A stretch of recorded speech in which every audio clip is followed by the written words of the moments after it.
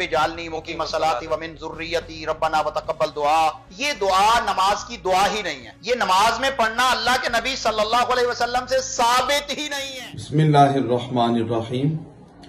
एक मौलाना साहब की वीडियो देखी जिसमें वो बड़े जोर शोर के साथ ये बात बयान कर रहे हैं कि जो हमारे लोग नमाज में दुरूद पाक के बाद रब्बी जालनी मुकीम सलाती व मिन ज़ुर्रियती रब्बना व तक़ब्बल दुआ, ये दुआ पढ़ते हैं, वो बड़े जोर शोर से कह रहे हैं कि ये दुआ नहीं पढ़नी चाहिए, अजीबो गरीब सी बातें कर रहे हैं।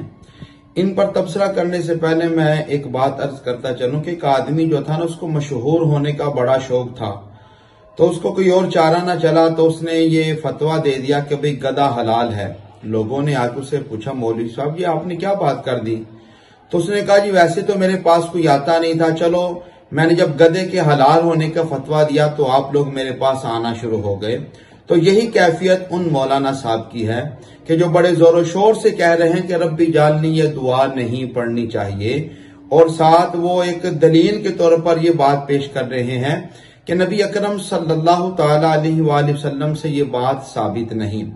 तो मेरे दोस्तों, मैं अपने तमाम भाइयों को ये बात अब समझाता चलूं कि देखिए ना कि जो हम लोग नमाज पढ़ते हैं, नमाज में अलहम्द शरीफ पढ़ने के बाद कोई भी एक बड़ी सूरत या एक बड़ी आयत या 3 छोटी आयत का पढ़ना वाजिब है। हम में से 90% ऐसे लोग हैं, बल्कि इससे भी ज्यादा, जो सिर्फ फातिहा शरीफ के साथ कुल हु अल्लाह पढ़ते हैं और उनकी पूरी जिंदगी इसी सूरत पर नमाजें पढ़ते हुए गुजर गई। बहुत से होंगे जिन्होंने सिर्फ कुल औज़ु बिरब्बिल फलक और कुल औज़ु बिरब्बिन नास, इन्हीं 2 सूरतों पर अपनी जिंदगी की सारी नमाजें पढ़ी हैं। मेरा उन मौलाना साहब से सवाल है, क्या नबी अकरम सल्लल्लाहु ताला अलैहि वसल्लम ने अपनी जिंदगी में, सारी जिंदगी में, या जिंदगी का क्या कसीर हिस्सा क्या सिर्फ सूरह इखलास ही पढ़ी है? या जो लोग बाकी जो कुरान की जो सूरतें हैं वो लोग नहीं पढ़ते, सिर्फ कुल हु अल्लाह ही पढ़ते हैं, क्या उनकी नमाज नहीं होगी?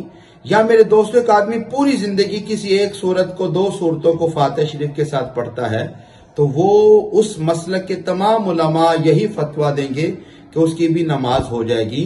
और मेरे दोस्तों भाइयों, जिन मसाइल में, जिन दुआओं में नबी अकरम सल्लल्लाहु ताला अलैहि वसल्लम ने इख्तियार दिया हो, उसमें उम्मत ने जो रास्ता इख्तियार किया हो उसी पर रहना चाहिए। सदियों से करोड़ों लोग नमाज में रब्बी जालनी पढ़ रहे हैं और किसी ने आज तक ये फतवा नहीं दिया कि ये तुम नाजायज कर रहे हो। जी आज नए मौलाना साहब पैदा हो गए कि जो बड़े जोर शोर के साथ ये बात कर रहे हैं। और भाई पहले तुम ये तो डिफाइन करो कि ये जो दुआ पढ़ी जाती है ये फर्ज है, वाजिब है?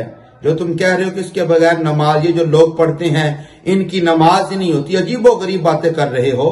भाई ये दुआ पढ़ना ना फर्ज है ना वाजिब है, और आप किसी भी अहले सुन्नत व जमात के आलिम दीन से फतवा लेंगे तो वो आपको ये फतवा कभी नहीं देगा कभी अगर तुम सिर्फ रब्बी जालनी ही पढ़ोगे तो नमाज होगी।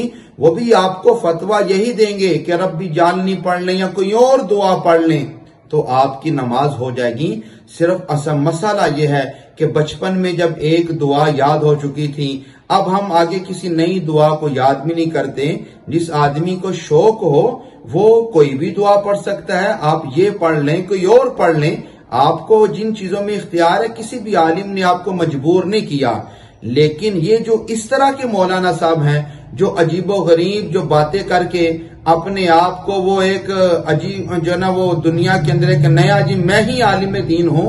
और भाई लाखों करोड़ों लोग जिस मसले को इख्तियार कर चुके हैं, मसला दुरुस्त है, तुमसे कई गुना ज्यादा इल्म वाले, फतवा जो है तहारत वाले, तकवा वाले लोग जिन्होंने इस मसले पर गौर खोज किया, उलमा उम्मत को बताया, तो क्यों आप जो है ना आम लोगों को आप परेशान कर रहे हैं?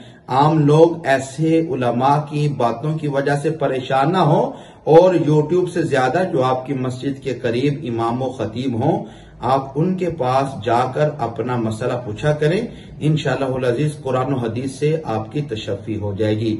नतीजा ये निकला कि आप जिस तरीके के साथ नमाज पढ़ रहे हैं और अत्तहियात में जो ना वो दुरूद पाक, अत्तहियात में बैठकर पहले अत्तहियात पढ़ते हैं, फिर दुरूद पाक पढ़ते हैं, उसके बाद रब्बी जानी पढ़ रहे हैं, बिल्कुल आपकी नमाज दुरुस्त है, नबी करीम सल्लल्लाहु ताला अलैहि वसल्लम की सुन्नत के मुताबिक है।